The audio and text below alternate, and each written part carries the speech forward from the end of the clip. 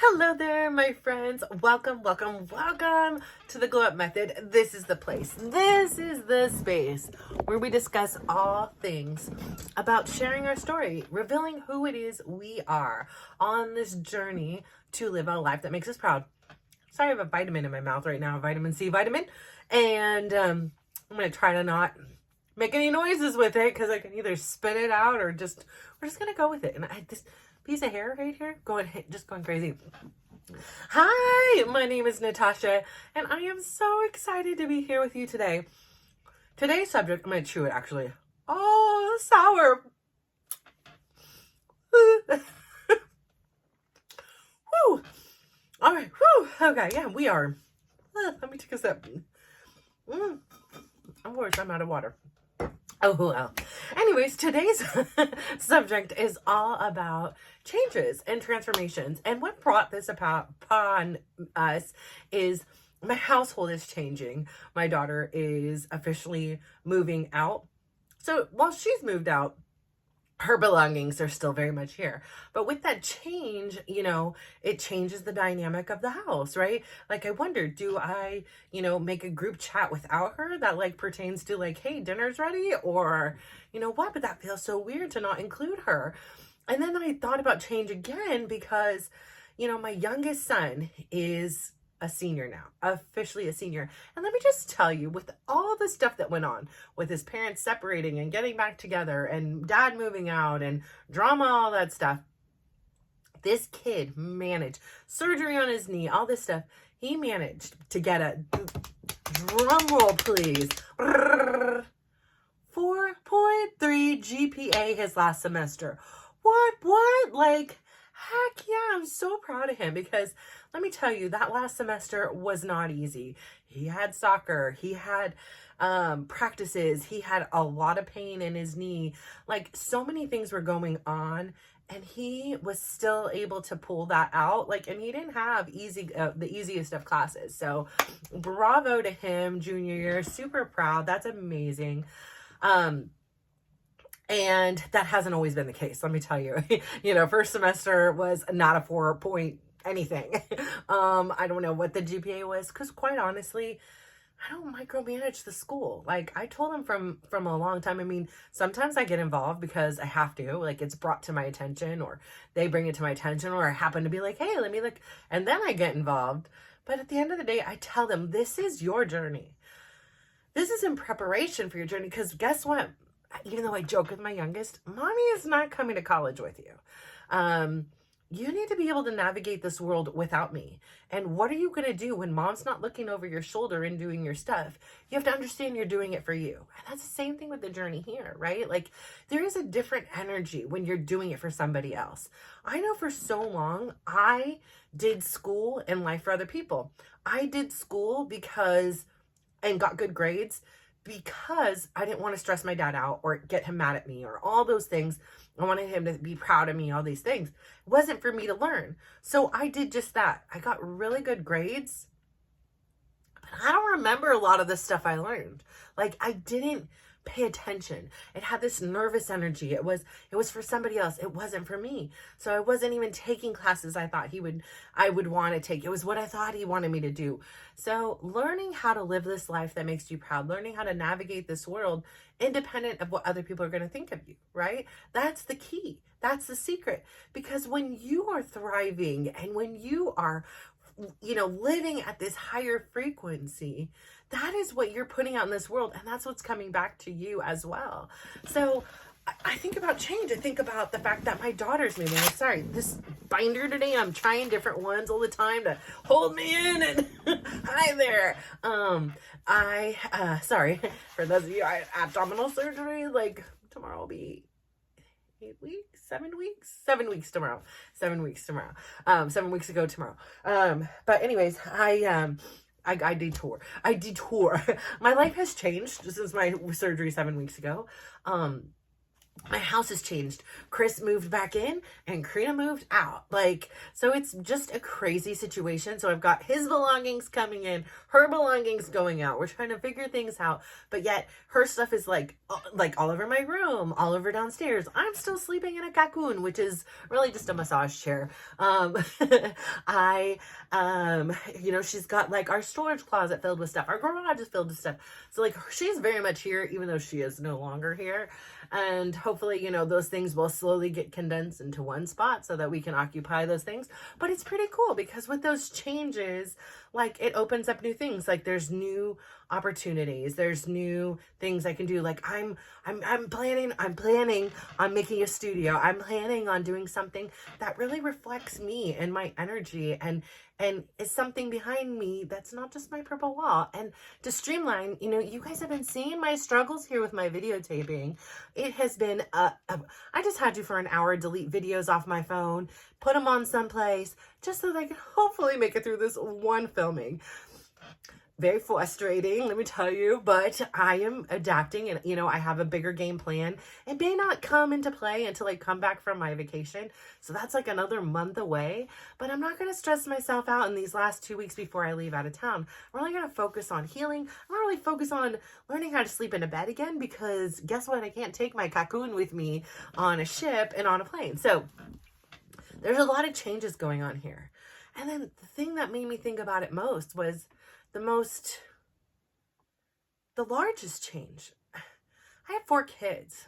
My identity for so long was, hi, I'm Natasha. I'm Bradley, Karina, Dylan, Tyler's mom. No particular order besides birth order. And that's who I was. That was how I finished my emails. That was my text, like, hey, I'm Tyler's mom, and I would sometimes say that before I'd say who I was. I wasn't me. I was this great caregiver. I did my best. I know sometimes they may disagree with the job I did or the decisions I made or the, spankings I gave or the not letting them go out or stay up or play shooter video games or whatever it was.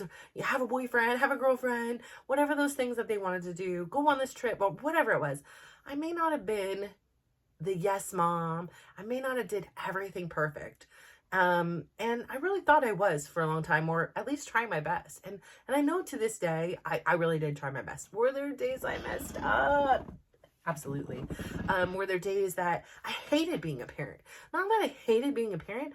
I just, I remember, specifically, vividly remember one day the kids were in the bath and they're splashing everywhere. And I don't care about the splashing. But then they started fighting over a stupid toy. And I was like, listen, knock it off. And I was just like, whatever I had said. And as the words came out my mouth, I was like, I freaking sound like my parents. And I remember telling him, come on, just get along. I do not like when I am now forced to sound like my parents. I don't want to be this person. I want to be the happy, fun mom. Here's your toys. Let's play. Let's put foam everywhere. But now when you're blinding your sibling with soap in the tub, come on now, just get it together. Let's just get along here, And that wasn't always the case here with 4 kids. Let me tell you, they have very, very different personalities, very different age groups, so very different needs and very different interests. So it was not always a walk in the park here. And still to this day, not always a walk in the park. It's not always the easiest thing, but changes. So this is my identity. And suddenly now I'm 365 days from pretty much being an empty nester. And yeah, maybe my nest isn't really empty because kids are here, but it's a different experience once they graduate. My one son, he's taking a gap year, and I don't know if that gap year is going to change into a gap 2 year. My other son, he's going to be actively traveling this summer. He's here for now, but his end game is, end plan is to move to Southern California to be closer to his girlfriend and friends. Makes sense. My daughter, she just moved out to Walnut Creek where her job is, and it makes it easier for her boyfriend's commute, and it's a great area for 20 somethings because it's a little bit of city but a little bit of suburb. And then the little guy, he's going to be applying to colleges, and perhaps he stays local and goes to a junior college. But perhaps he goes away to Southern California. Perhaps he does something that none of my other kids did, right? My one son is accepted there, but he hasn't gone as of yet. And so it's interesting because suddenly I find myself remembering and taking pause every time I do something. Like, this is the last time I register for soccer. I've done this since my oldest son was 4 years old. Every year I've registered 1, 2, 3, or 4 people for soccer. And I have done that for 21 years. And not today, but last week or 2 weeks ago, whenever I registered, that was the last time I did it. And then the school calendar came out. And I always send it to Chris. And for sometimes I used to do it, but I was like, listen, this is something he can't mess up. He's got this. Like, he could put these in the calendar, and he puts it in our family calendar. And I sent it. I was like, this is the last time we do this. This is the last Pleasanton Unified School District calendar we incorporate into our calendar. It's our last first day of school in like this sense. Yes, there's a first day if they go to college and things like that, or go to grad school or whatever, different things. But like, not in this dynamic. And so, I remember so vividly when my oldest got to this stage. And it was different because it was unknown. I didn't know how often I would see him. I didn't know how he would adapt. I didn't know the struggles he would go through. I didn't know the struggles all of us would go through, because it's not just about my suffering, but it was about, my oldest son's suffering and all the siblings who weren't going to be able to have their brother with them for, dinners and games and have the same type of support. I didn't know how it was going to impact Chris. And just that one person being gone, it was deafening. It was heartbreaking. It was so sad. And yet then when I talked to my son, he said, but at least you all have each other. I'm here alone. And then I really was like, oh my gosh, I didn't even look at it from his perspective. I was so busy looking at us because you left us. I forgot to see what the impact would be on you leaving us, because it's like, you get to leave, and that's exciting and that's fun. And this is the rite of passage, and we're here kind of left behind. But that wasn't always the case. And so, of course, as life would turn out, the breaks didn't seem so far away. And I was fortunate enough that my son, went to school less than an hour away. And we got to see him way more than I would have ever anticipated. And then we had a thing called a pandemic. And suddenly he was home for a lot more. And he left again and came back again. And he graduated and moved back in. And he's still here, although he travels frequently. He's not always here, but he's here. And so there was a lot of uncertainty, unknown if I could survive it, unknown if my kids could survive it. And yes, I knew we could, but I didn't know the gravity of the heartbreak, and just the not knowing made it so much scarier. And so as I go into my last son, I go in with all this knowledge, the knowledge of the experience when my son left, the knowledge of the experience when my daughter left, who left delayed because she was affected most intensely by the pandemic. She couldn't attend her first year of semester. I mean, she could have, but chose not to. And then went her second semester, and it was kind of a mess. And nothing, it was very isolating and lonely. She ended up staying for the summer. That was a disaster. And so she just really never really got her footing. But I understand that experience. And then I understand the experience of all the excitement and thinking my son was going to go to Spain or go somewhere. And then he didn't. And then now, again, there's uncertainty. But there's also the knowledge that there's so many different paths. And there is no right path. The right path is the path that's right for you. The right path is the right path that is right for my son. And it is my job to bob and weave and adapt and pivot according to his needs. So while this is the last child, and sometimes it felt in the middle, like there's so much going on, there wasn't always time to grieve. And it's like, I already did this thing. I'm one of those people that almost like grieves more before. And then I'm like, okay, now it's happened. It's go time. I've cried all the tears.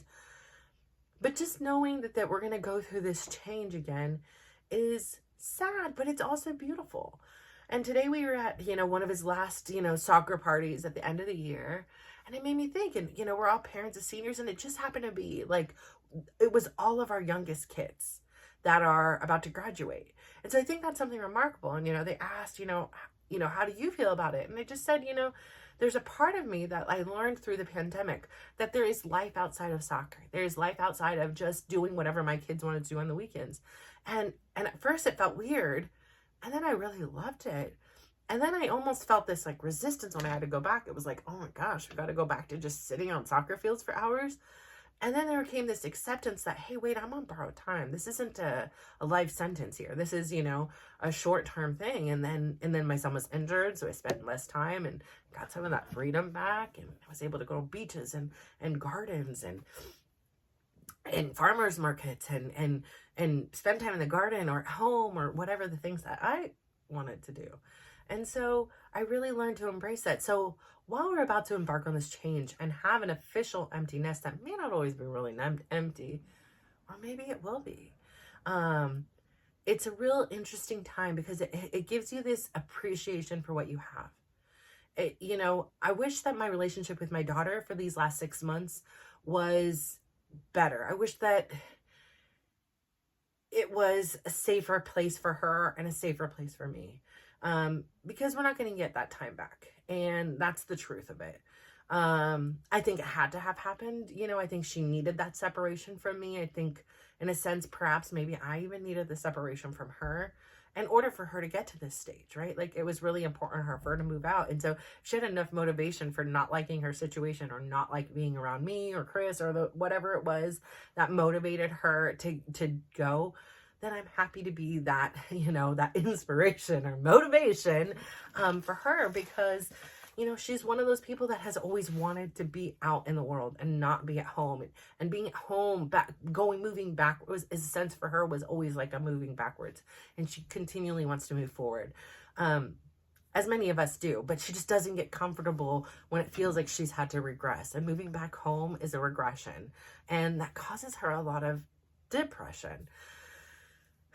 So I say all that to say, when your life is changing, yeah, it can be exciting, right? Like I'm excited to have my weekends because I can think about it. Like maybe Chris and I will get to travel.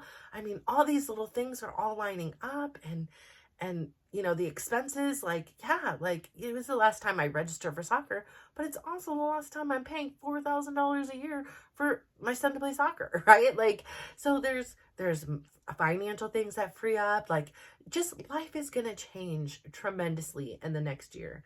And so my goal here is to really appreciate the present, be present in it and really take that time to hug, nurture, love, appreciate, laugh, not be in such a hurry and on the rat race, just actually be present and get that time with my kid. And I feel like I do a really good job at that. Like I'm blessed. I feel really lucky. He doesn't drive, so I pick him up. He's forced to be my passenger in the car. And he gets all my little Tasha talks in there. And I know there's a part of him that is just absolutely cringing, but there's also a part of him that's just like eats it up because the next thing you know, I hear him repeating the same things to his friends, his siblings, his girlfriend, so I'm like, well, he is learning something, even if it doesn't see it. And he's applying it. So, I say all this to say change is not always easy. Change can hurt. Change can break your heart. I was in here bawling, crying the other day. But time goes by and you feel the joy. Like I was sad, but I was also so happy and so proud of her. And I can be all those things at once. And so while it feels like a piece of my heart is out in the world, just vulnerable and not attached to me, I know that piece of my heart, I've taught it everything I could, that I have empowered and I have educated, and they have empowered and educated themselves beyond what I could do, but I did everything I could do in my power so that they are out in this world as productive and happy humans that are being a part of this big, beautiful world that we live in and leaving an impact of joy and kindness. And that's what I want for my kids. I really want them to know who they are. So, yeah, it's a little bit difficult, right? I live in a very education-based thing, and going to college, that's the rite of passage. That's what you do, and it doesn't matter if it doesn't work for you. So not everybody always understands the fact that I allow my son to, be a gamer and take a gap year. At the end of the day, it's his life. And yeah, maybe we can all sit there and say, if you just go get this degree, that, this will open up so many doors. But if you follow your dreams, isn't that what it's about? And I know that you can follow your dreams and get a degree at the same time. I know it's possible. But if he doesn't know it's possible and he's not on board for that, who am I to say I am going to rob you of your dreams for 1 day, 1 week, 1 month, 1 year so that you can go live life by my rules? Because here's the truth of the matter. Chris's nephew just died. My darling son's girlfriend's mom died. I don't know. Like, this kid has had a brain tumor. He has headaches all the time. I don't know when his is. And Lord, please don't let it be before me. Don't let it be for 100 years, ideally. But we just don't know. So if he's not living his life, if he's fulfilling these quotas and doing everything that everybody believes he should, and I know there's a part of me that believes he should too, and that's one of his last 100 days, what would he rather be doing? Living my life and my dream for him, or pursuing his own? And so I say all this to say, this is your life. And I know people may not always understand your decisions. Heck, I know people may not always support your decisions. And there may be times that you even personally have some remorse about your decisions. This surgery. But at the end of the day, trust that you did what was right. Trust that you did everything you could when you had that power to make that decision. I did what I thought was right that day. Yes, I had some intuition. Yes, I had some feelings like maybe I shouldn't do that. But freaking who doesn't before a major surgery? Which I didn't really realize was major. I thought it was a little bit minor. Whoopsies. I'm a pretty smart person. I don't know. But anyways, live your life for you. Understand it's not going to be smooth. There will be mistakes. There will be lessons. There will be triumphs. There will be joys and celebrations. There will be it all. But whose better life to live than your own? You can't live my life, and I can't live yours. So please, please, please, please, do me one favor today. I would love it if you would please do this. Start with this foundation of care and love for yourself. Give yourself a big smile. Who knows? Maybe nobody's going to smile at you today. Maybe it's one of those tough days and everybody's flipping you off in the car. Your boss is yelling at you. Your significant other stubbed their toe and is yelling at you. Your kids are pissy. Listen, if nobody else is going to give you a smile, you look yourself in the mirror. Give yourself a big smile. Like, seriously, like me looking in the mirror, whatever, mirror, camera, whatever this thing is, and smiling, like, it actually gives me joy. Like, I'm like, oh, hey, girl, she's over there happy and smiling. Like, can't be that bad, whatever's going on. And then I'd love for you to give yourself a compliment. And yes, I want you to give it to yourself out loud. I want you to hear it. I want you to start being conditioned to hearing the good about you. I want you to be conditioned to starting to tell yourself something good about you. Today, I'm going to keep it super simple. I'm going to say, I love the way you glow up when you smile. Like, honestly, like, genuinely, I feel a glow up when I smile. I feel like my cheeks glow. I feel like my eyes twinkle. And I love to share that joy with people. So I love your smile. And then secondly, I would love for you. Love, love, love. You know how you just felt? Like, yeah, I know at first it's kind of awkward, right? Like smiling at yourself, giving yourself a compliment. You're like, is anybody going to listen and hear me? What are they going to say if they hear me? Who cares? But just think about it. Like, if we just take all of those other considerations, if nobody else was in the room, house, city, or world, and you gave yourself a smile and a compliment, how does that really feel? You feel pretty good. Like, it feels nice to hear and look for the good in you, right? So now I want you to go there and repay that, like, spread that forward and give somebody else a compliment. Give somebody else that big, beautiful smile of yours and sit back and watch how they glow up. Like, honestly, it is such a gift. Every time I do it, I'm reminded that I just don't think people hear enough good about themselves. And we are so much more good than we are bad. Yeah, we all do stuff. Like, we're not human. I mean, we are human. We're not human. We are aliens. No, we are human. We make mistakes. Obviously, I just said I was an alien. And you are too, apparently. But no, I mean, we are not perfect. We are not designed to be perfect. We were designed to be us. And so I would really love for you to also share that compliment. So my compliment for you today is thank you so much for having the curiosity to change your life, to have the curiosity to say, something isn't right with me. Like, I'm going through the motions here, and I know there's got to be something more. And let me tell you, there is. Spoiler alert, I've been there. So enjoy while you're here, because when you're there, it's totally different. So thank you so much for tuning in. Can't wait to speak with you again later. Have a wonderful day. Mwah! Bye.